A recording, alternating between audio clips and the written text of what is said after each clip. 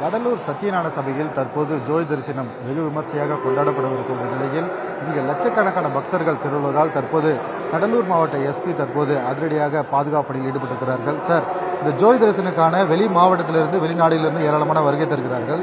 இப்போ எந்த மாதிரி பாதுகாப்பு ஏற்படுத்த செய்யப்படும்? நம்ம காவல்துறையை பொறுத்தவரை இப்போ 2 காவல் கண்காணிப்பாளர்கள் மற்றும் 3 கூடுதல் கண்காணிப்பாளர்கள், 15 துணை கண்காணிப்பாளர்கள் உட்பட 1500 காவலர்கள் இந்த பாதுகாப்பு பணியில் இருக்கும். இவர்களுக்கு எல்லாருக்குமே அதாவது வெஹிக்கிள், அதாவது வாகனங்கள் ஒரு 1.5 கிலோமீட்டருக்கு முன்னாடியே பார்க்கிங் செய்வதற்கு வசதி செய்யப்பட்டுள்ளது. அதுபோல் அந்த பார்க்கிங் செய்யப்பட்ட இடத்திலிருந்து மினி பஸ் போன்ற பஸ்களில் இந்த ஆர்ச் வரைக்கும் டிராப் பண்ணுறதுக்கு செட்டில் சர்வீஸ் அதுவும் ஏற்பாடு செய்திருக்கிறோம்.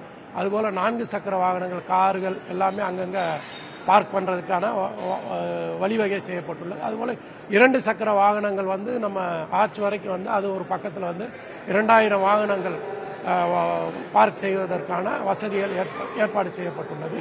இதுபோல் இப்போ 6 to 7, தென் 10 to 11, இது 1 to 2. ஸோ இந்த தரிசனம் இருக்குது. இந்த மாதிரி பாக்ஸ்கள் இப்போ வெளிப்புறமும் பாக்ஸ் டைப்பில் போட்டு பக்தர்கள் உள்ளே வந்துட்டு அந்த ஜோதியை தரிசனம் செஞ்சுட்டு வெளியே போகிறதுக்கான அனைத்து ஏற்பாடுகள் செய்யப்பட்டுள்ளது. கடந்த காலங்களில் பார்த்தீங்கன்னா குற்ற சம்பவங்கள் அதிகமாக இருந்தது. இப்போ அது கண்காணிக்க எந்த மாதிரி கேமராக்கள்லாம் போடப்பட்டிருக்கு? அதாவது குற்ற சம்பவங்களை தடுக்கும் பொருட்டு ஒரு துணை கண்காணிப்பாளர் தலைமையில் 70 குற்றப்பிரிவு காவலர்கள் ஆங்காங்கே மப்டியில் இருக்காங்க. இதுபோல் நம்ம இந்த வளாகத்தை சுற்றி 92 கேமராக்கள், சிசிடிவி கேமராக்கள் இதற்கெனே போடப்பட்டுள்ளது. இது போலீஸ் கட்டுப்பாட்டு அறையில் கண்காணிக்கப்பட்டு வருகிறது. போக்குவரத்து பல இடங்களில் மாற்றம் செய்யப்பட்டிருக்கிறது. அங்கு போக்குவரத்து காவலர் எப்படி இருக்காங்க? மக்களை திசை திருப்பி மாற்றி அனுப்புறதுக்கு என்ன மாதிரி ஏற்பாடு?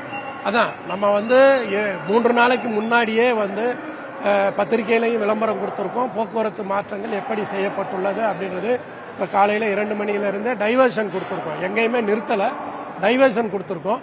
வடலூருக்கு வரக்கூடிய பக்தர்களுக்கு நம்ம எங்கே பார்க்கிங் பண்ணணும் அப்படின்றத ஏற்பாடு பண்ணியிருக்கோம். அங்கே இருந்து சில பேர் நடந்து வரவங்க வந்துடுவாங்க, சில பேர் முடியாதவர்களுக்கு செட்டில் சர்வீஸ் ஏற்பாடு செய்திருக்கிறோம். எல்லா இடங்களையும் வழிகாட்டுதல் பதாகைகள் வைக்கப்பட்டுள்ளது.